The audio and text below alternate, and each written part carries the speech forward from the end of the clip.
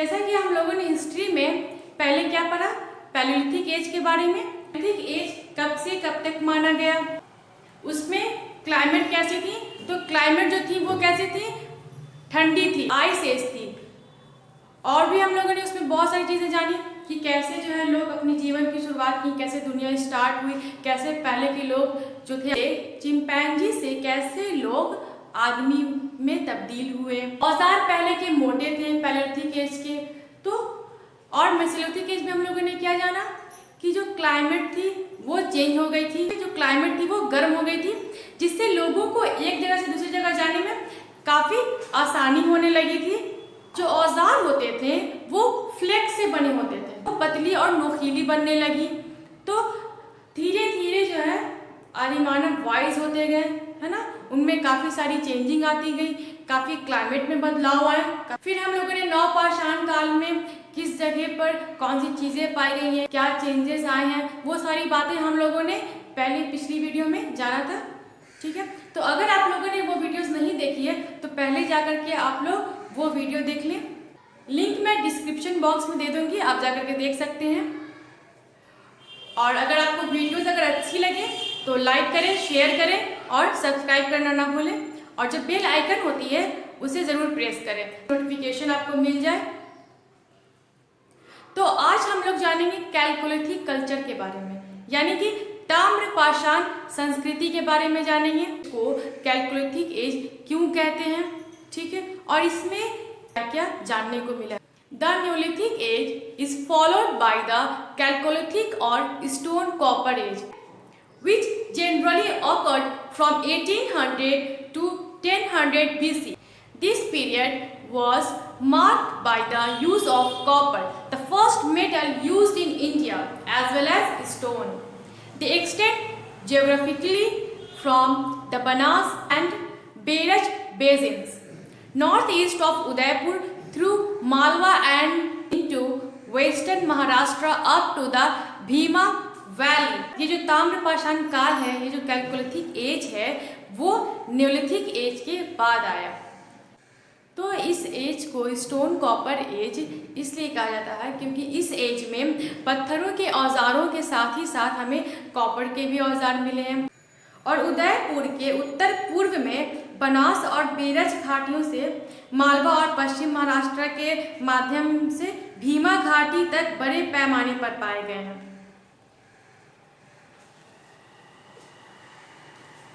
तो उदयपुर के उत्तर पूर्व में, ठीक है, कहाँ, उत्तर पूर्व में बनास और बेरज घाटियों से मालवा और पश्चिम महाराष्ट्र के माध्यम से भी भीमा घाटी तक बड़े पैमाने पर पाए गए हैं।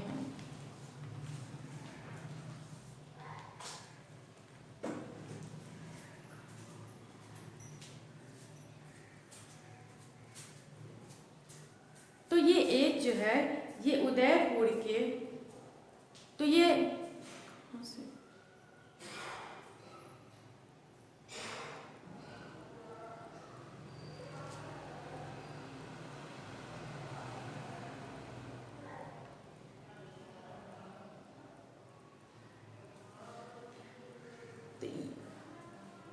और ये युग उदयपुर के उत्तर पूर्व में बनास और बेरज घाटियों से मालवा और पश्चिम महाराष्ट्र के माध्यम से भीमा घाटी तक बहुत बड़े पैमाने पर पाए गए। इकोनॉमी के बारे में यानी कि आर्थिक व्यवस्था के बारे में जानेंगे। फर्स्ट क्या हमारा economic base of these cultures was associated with agriculture and cattle rearing.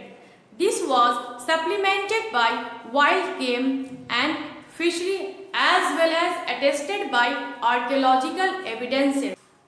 तो इस संस्कृति में हम लोगों ने क्या देखा कि खेती और पशुवारा के साथ ही साथ वो लोग मछली भी पकड़ते थे और जंगली खेल भी खेला करते थे। सेकेंड क्या हमारा archaeological evidence from Inamgaon established the knowledge if the inhabitants about crop rotation, harvesting and irrigation. ठीक है, तो इनाम गांव के जो निवासी थे उन्हें फसल चक्र, कटाई और सिंचाई के बारे में भी ज्ञान था, इसका भी साक्ष्य हमें प्राप्त हुआ है। Certain references of use of plugshare are also present, यानी कि उस टाइम पे फलों के भी कुछ उपयोग पाए गए हैं। फोर्थ क्या हमारा, excavation of certain sites have also yielded bones of fish, turtle, etc. This shows that people consumed all these, right? यानी कि कुछ स्थलों पर मछली और कछुए आदि के हड्डियां भी निकली हैं, जिससे ये पता चलता है कि लोग इन सभी का सेवन करते, यानी कि इन सभी को वो खाते थे। सेकंड क्या है हमारा, पैटर्न ऑफ सेटलमेंट्स, यानी कि बस्ती का स्वरूप। तो फर्स्ट क्या हमारा, excavation reveal various structure like fortification, granaries, embankments as are seen at Eran of Malwa culture and at Inamgaon of Jorwe culture, right. Excavation से किलेबंदी, अन्य भंडार, तटबंध जैसी बहुत सारी संरचनाएं सामने आई, जैसा कि मालवा और जोड़वे संस्कृति के इनाम गांव में देखा जाता था। The house pattern in Ahar culture is marked by the use of mud, timber, fairly large size, simple furnishing and with chullas. जो आहार संस्कृति थी, वहाँ के जो घर होते थे कीचड़ और लकड़ी से बने होते थे, और उनकी जो आकार होती थी वो काफी बड़ी होती थी, और फर्निशिंग बिल्कुल सादी सी, जो कि चूल्हास के साथ बने होते थे। नेक्स्ट क्या हमारा, the Malwa houses at Daimabad, Inamgaon and Nagartoli are large in size, having partition wall made up of mud chullas are common. तो मालवा में दैमाबाद, इनामगांव और नगरटोली के विभाजन के लिए जो दीवारें जो बनी थी वो साइज में कैसी थी, काफी बड़ी थी। उसके साथ ही वहाँ मिट्टी के चूल्हे आमतौर पर मिले हैं। नेक्स्ट क्या हमारा, the Jorwe house pattern shows social differentiation with houses of the artisans situated in western outlying areas. ठीक है, houses were large and rectangular in shape, characterized by low mud walls. जोड़वे के घर के पैटर्न से ये पता चलता है किसानों के जो घर होते थे वो काफी बड़े होते थे और मध्य भाग में होते थे। कहाँ होते थे, मध्य भाग में। जबकि जो कारीगरों के जो घर होते थे वो पश्चिम में पहाड़ी इलाकों में होते थे। तो इससे ये पता चलता है कि इनके घरों के साथ काफी सामाजिक भेदभाव थे। यहाँ के जो घर होते थे वो आकार में काफी बड़े और कैसे होते थे, रेक्टेंगुलर शेप में, यानी कि आयताकार में। कैसे होते थे, रेक्टेंगुलर शेप में होते थे। इनकी जो दीवारें थी वो काफी कम मिट्टी की बनी हुई थी। नेक्स्ट क्या है, थर्ड में सोशल स्ट्रक्चर। क्या, सोशल स्ट्रक्चर यानी कि सामाजिक संरचनाएं। तो अब हम लोग क्या जानेंगे, कैल्कोलिथिक एज की सामाजिक संरचनाओं के बारे में। फर्स्ट क्या है, there was hierarchical pattern in social organization with prevalence of the concept of social ranking. उस टाइम पे सामाजिक रैंकिंग की एक अवधारणा थी। सामाजिक संगठनों में जो पद होते थे उन्हें एक क्रम में रखा जाता था। There was some kind of administrative authority as suggested by the distribution pattern of various sites. किसी भी प्रकार की जो विभिन्न स्थलों के जो स्वरूप जो बनते थे, ठीक है, उनके सुझाव का अधिकार किसे था, उनके सुझाव का अधिकार किसे था, प्रशासनिक का था। किसका था, प्रशासनिक का था। The regional Chalcolithic cultures are characterized by regional and village settlements as attested by excavation. क्षेत्रीय ताम्रपाषाण की जो संस्कृति थी, ठीक है, उसको क्षेत्रीय और गांव की बस्तियों द्वारा देखा गया है। कब देखा गया है, खुदाई करने पर। यानी कि जब खुदाई हुई थी तो जो ताम्रपाषाण की संस्कृति थी उसको कैसा देखा गया है, क्षेत्रीय और गांव की बस्तियों के रूप में।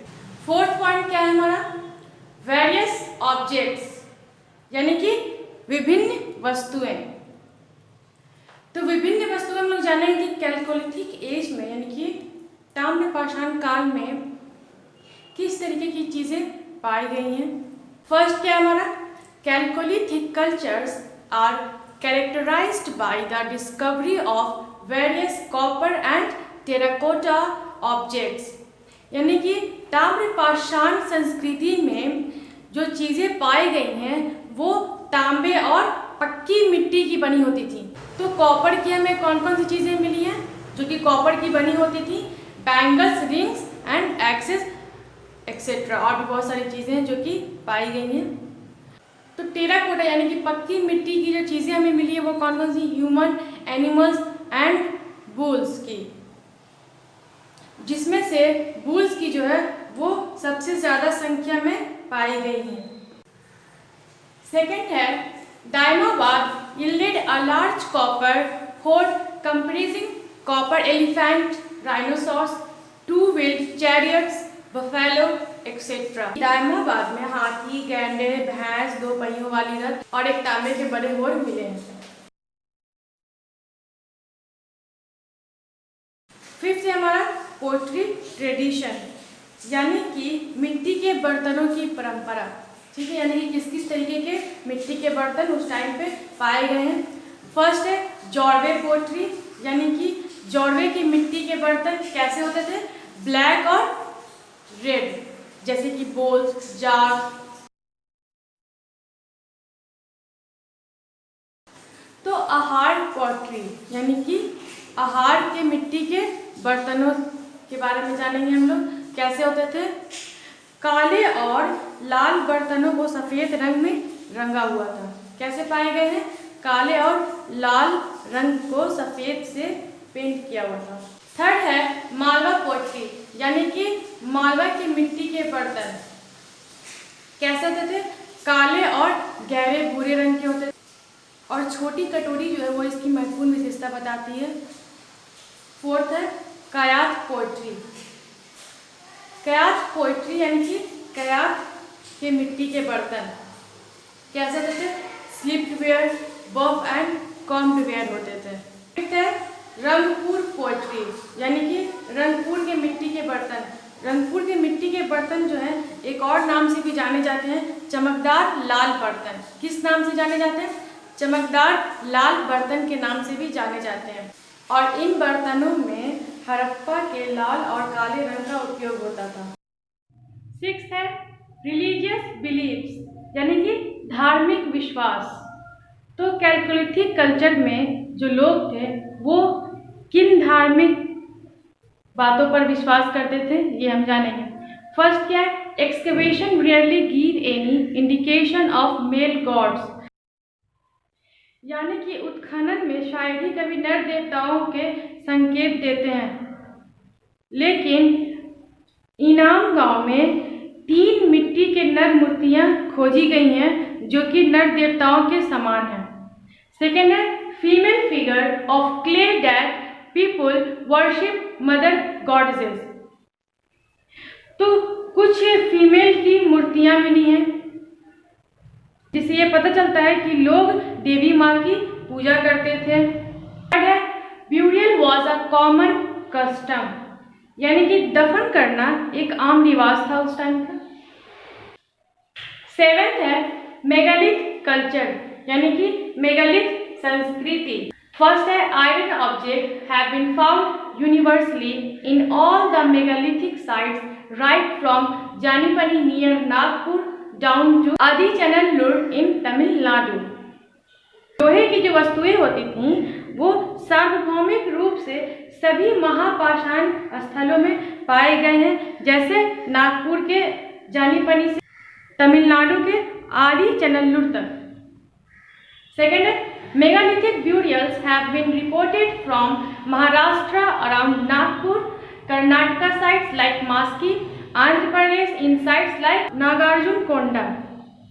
कब्र जो है वो नागपुर के आसपास महाराष्ट्र में, कर्नाटक से लेकर के मास्की, आंध्र प्रदेश जैसे नागार्जुनकोंडा जगहों पर पाए गए हैं। थर्ड है, the settlements found near the megalithic complexes have very thin debris of occupation. Some of the graves have yielded Roman coins, which suggested their entry into history and their participation in trade networks spread over a large area. Megalithic परिसरों के पास पाई जाने वाली बस्तियों का बहुत पतला मलबा मिला है और कुछ कब्रों में रोमन सिक्के मिले हैं जो कि इतिहास में उनके प्रवेश और बड़े क्षेत्र में फैले व्यापार नेटवर्क में उनकी भागीदारी का सुझाव देते हैं। आज हम लोगों ने जाना कैलकोलिथिक कल्चर्स के बारे में और नेक्स्ट वीडियो में हम लोग पढ़ेंगे इंडस वैली सिविलाइजेशन के बारे में। Thank you.